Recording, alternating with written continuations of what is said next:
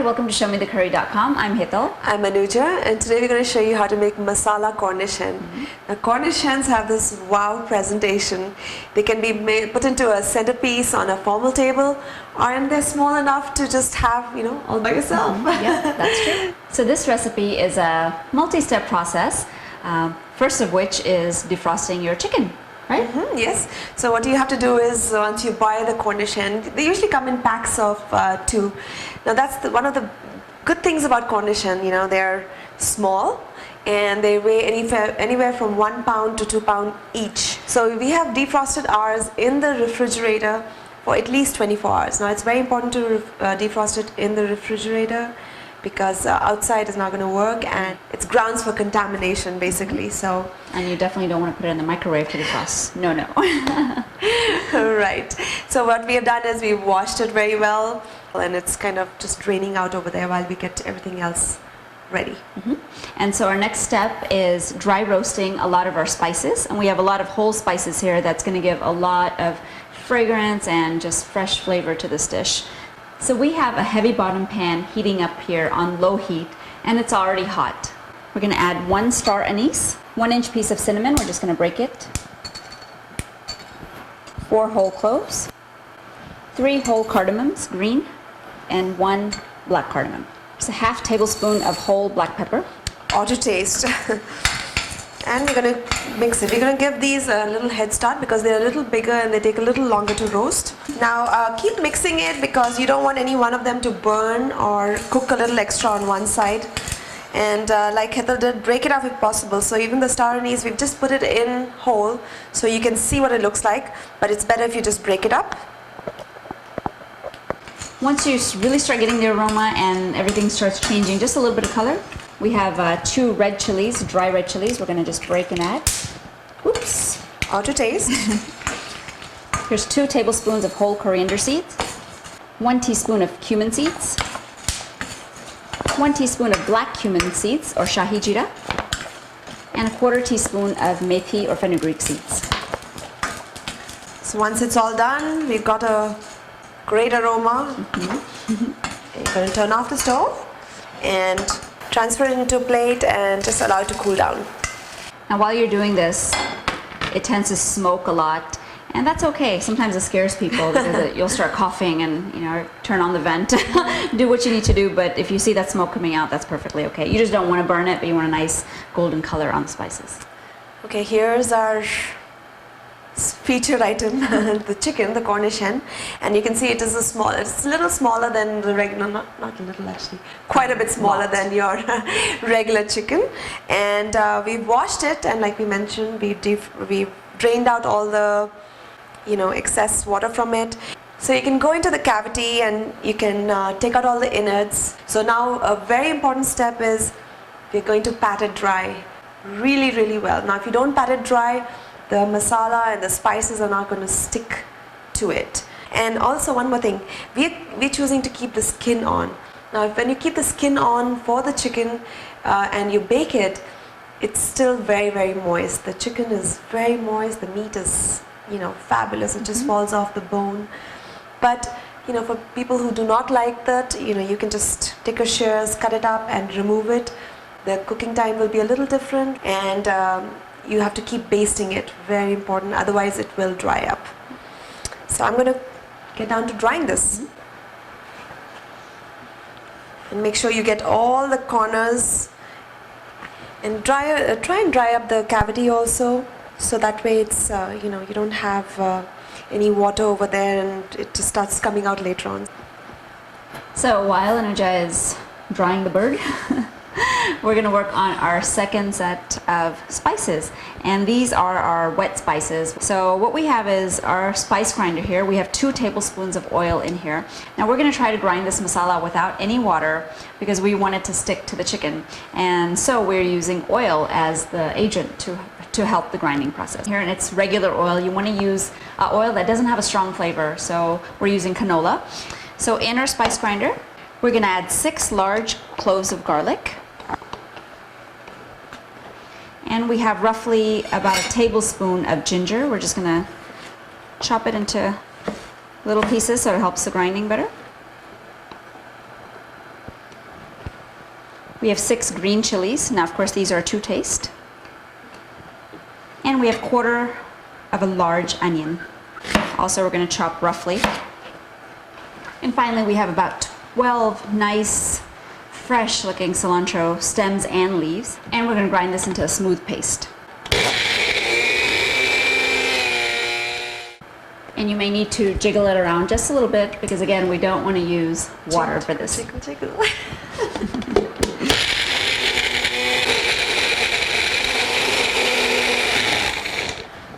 Okay, my chicken is dried up very well. Next, what we're going to do is we're going to just poke holes in the chicken so that the masalas and the spices all go inside. They're not just superficial and only on the top. So just take a knife and start dabbing. And in the meantime, the dry spices that we dry roasted is nice and cool to the touch. And we're going to take another spice grinder, a dry spice grinder, and grind these into a fine powder.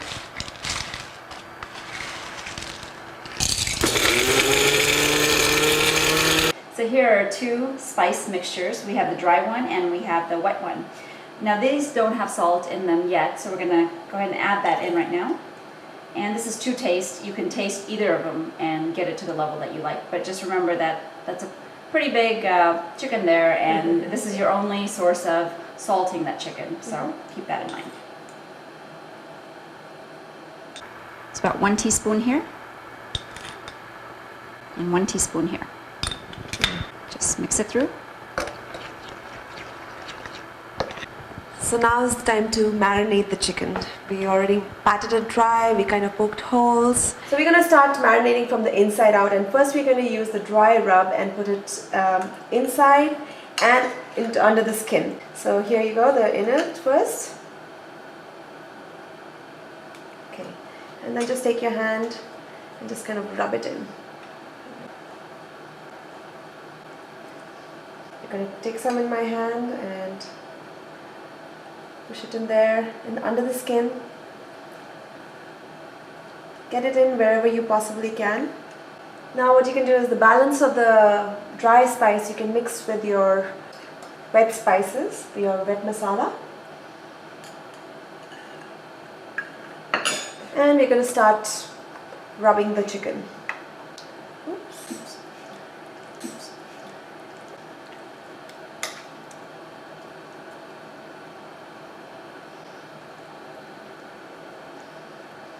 Alright, get all the corners, under the wings especially, because we somehow tend to miss out that spot. This is all marinated well, and I'm going to have my assistant here get some saran wrap. And once your saran wrap is ready, just try and pick up all your masala, put it on here, so you don't want to, waste it. Yes. So the amount of masala we showed you is enough for 2 Cornish hens. And like Anuja said, if you're making just one, this is a fabulous sauce to have on the side with some veggies so that your whole platter has the same flavor scheme going. So you can saute some vegetables in that, or you can cut down to half the quantity if you're making 1 bird. Right, and then just close it up and do it very tightly.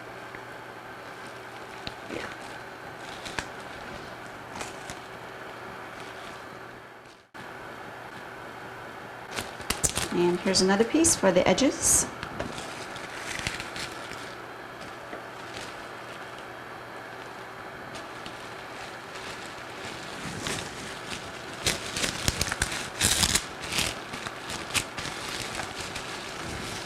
Perfect. Yep. And what we're going to do now is we're going to let it marinate in the refrigerator for at least 2 hours, and overnight if you have the time. It makes a big difference. Absolutely. So the Cornish hen has been marinating for 2 hours. And we also have a glass baking tray. Now you can use glass if you have, or you can use a metal baking pan. It's okay either way. And we've lightly coated it with some spray cooking oil so that the chicken doesn't stick to anything. And we also have about 2 medium potatoes and 1 carrot that we've made nice big chunks like this, like bite-sized chunks of it.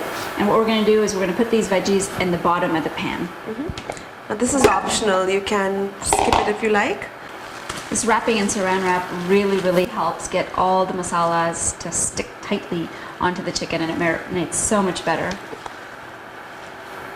So we're just going to lay it over here. And that masala that we have, we're going to just put a little bit more on top. And just so that it doesn't dry up. Maybe a piece of foil.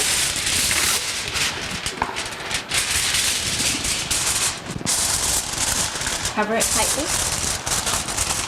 And the oven is actually already heated up. It was heating up at 425 degrees Fahrenheit, and it's ready to go. Now this is going to go into the oven for 15 minutes at that temperature, middle of the oven, in the middle of the rack. So the chicken is going to take a little longer than 15 minutes to cook, but this is the first stage in cooking, so we'll see you back in 15 minutes. So that's our oven, and that's our 15-minute timer, so let's take a look. Okay, we're going to open it up. Looks good. Just make sure, if you see any kind of drying spots that are drying, you have that mixture, you just put a little bit more and make sure, it's not drying up. You're going to close it up again. So you're going to reduce the temperature of the oven now. It's going to go down to 350, and it's going to go in for, basically it's going to go in for another 45 minutes, but every 15 minutes we're going to pull it out. Make sure it doesn't need any more basting, or the masala needs to be poured over, or anything is getting overcooked. Right. So the chicken has been cooking for the additional 45 minutes, and every 15 minutes we took it out just to make sure it wasn't drying out. And remarkably, it was not. So we didn't really have to do anything. We just put it back in. Here it is after 45 minutes. Looks really good. And the one important thing you have to do is when you're doing a full chicken like this, you want to make sure it's cooked all the way inside, and unfortunately it's not pieces. Right. So, if you do a lot of these, then you probably have or want to get one of the thermometers, food thermometer, and you take what you do is you turn it on and you insert it into the thickest portion, which is usually the thigh. So I'm going to put it through that, and I'm going to check the temperature. It needs to be at least 160 degrees. We're going to pick up the chicken and we're going to transfer it into another bowl. There you go. And we're going to put it into the oven. Now we're going to change the temperature to a broil. So what we want to do is we want to get a little bit of color to it. It's looking a little pale, so just to give it a little color, we're just going to do top broil on high for like maximum 3 to 4 minutes. Let me go ahead and do this. And be sure you keep a close eye on it. Anytime you use broil, you want to watch it and make sure it's stopped right in time. And we also move the rack up one more notch so that it's closer to the element on top. And we have this wonderful stuff over here. We've got some veggies.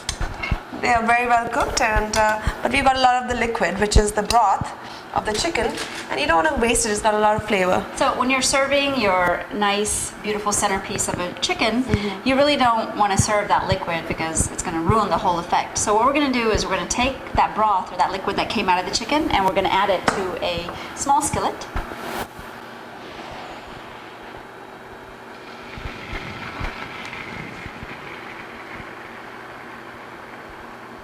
Now we still have that masala from the beginning, patiently waiting for us sitting here. So we will add this masala to this liquid and basically cook it all the way through so that all the rawness and raw flavor of that goes away. And I'm going to turn it up and just let the liquid dehydrate and concentrate that sauce. So I'm going to also check in on our chicken. Oh, it's beautiful. Okay, this is done. It's got a little bit of color. Perfect. Okay, this mixture is nice and concentrated, so we can mix our veggies back in here. And just toss them. They're already well cooked, so this is just a little bit of tossing to coat them. Looks really, really good. Switch off the stove. So meanwhile, I have my platter that we're going to be serving the dish in. And I'm going to pick up the chicken again and move it. Looks so good. You have to be a little delicate because it is chicken and it's very, very tender. And we take our veggies and just garnish along the sides.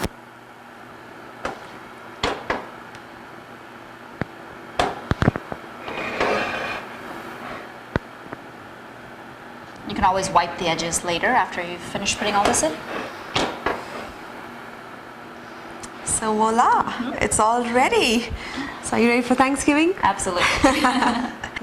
Cornish hens are a great alternative to turkey, but this is a smaller portion for people who don't have a ton of people coming over. And those turkeys are like 25 pounds, so a great option. So enjoy your Cornish hen and join us again on another episode of ShowMeTheCurry.com. Adding a pinch of spice to your life. This is definitely spicy. Yeah.